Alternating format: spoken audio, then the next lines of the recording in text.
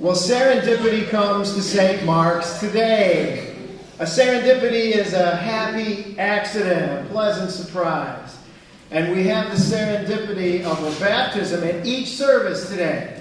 2 beautiful babies, 2 wonderful moms, 2 cool dads, 2 families rejoicing at the gift of these children. And both the 8 o'clock and the 10 o'clock services get one. Now there's another serendipity in the names given to these boys. Here at the 8 o'clock service, we just baptized Christopher. And at 10 o'clock, we're going to baptize Dominic.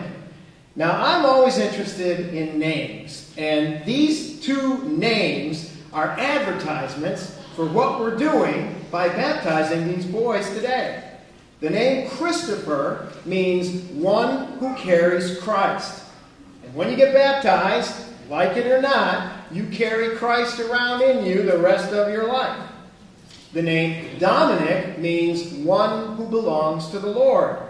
And when you get baptized, like it or not, you are marked as Christ's own forever.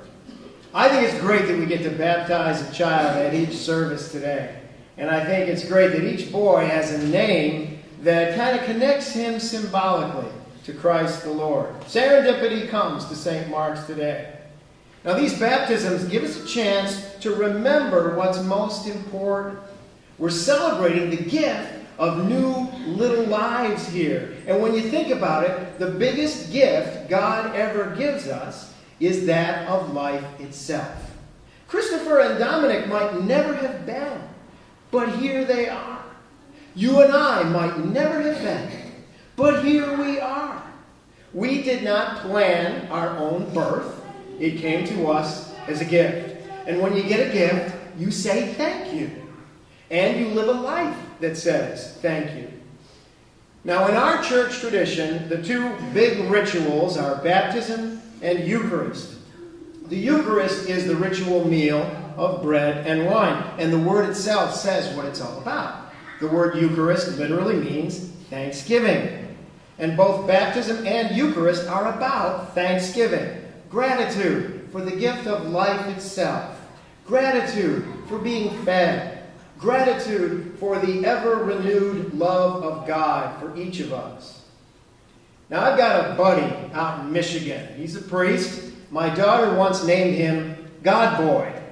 Now, this past week, he kept sending me emails with a question. He has served his church for 27 years, and he's now leaving. And so he's trying to sum things up for that congregation he's leaving. So he wanted to ask me a question, and he wanted my answer. How would you define success? Well, I didn't answer at first, so he kept nagging me. How would I define success as a parent? How would I define success as a spouse? How would I define success as a priest and as a Christian? I kept sending him back goofy answers. But he kept nagging, and he kept demanding a real answer. So I wrote one. And my wife said it was pretty good. And Godboy said it was pretty good too. So I want to add it here as we think about Christopher, as we think about Dominic, as we think about their parents and their families, and even their future teachers. And by the way, as we think about our own lives. This is what I told Godboy. What is success all about? Well, I don't like the question. I'm not interested in being successful. I'm interested in being loving. If my kids know without a doubt that I love them, then I'm a successful dad. If my wife knows that I love her with all my heart, then I'm a successful spouse. If the people of my church know without a doubt that I love them, then I am a successful priest. In my work as a priest, I may forget stuff. I may say the wrong thing. I may preach some lousy, boring sermons. I may be inept at managing the upkeep of a physical building. But if my congregation knows that I love them, that's enough for me. I may not have taught my son how to use a hammer or power tools. I may not have guided him into a certain kind of college or career. I may not have taught him all he needs to know. But if he knows I love him, that's enough for me. I may not have helped my daughter function normally. I may have lost my temper sometimes when her disability was out of hand. I may not have been the best advocate for her, but if she knows I love her, that's enough for me. I may not have given my wife the standard of living her parents hoped for.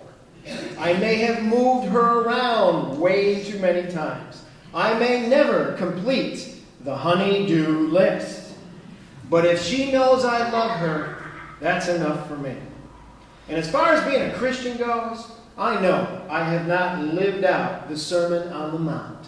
And I know I have not prayed enough. And I know I have too often been uncharitable in thought and word. But if Jesus doesn't know I love him, then he doesn't know squat. He is the one who said it's all about love. Love God, love your neighbor. And he didn't mean warm, gushy feelings. He meant commitment. He meant hanging in there, even when you really don't feel like it. Christopher and Dominic have been given a ton of gifts already. And I'm not talking about their baby showers.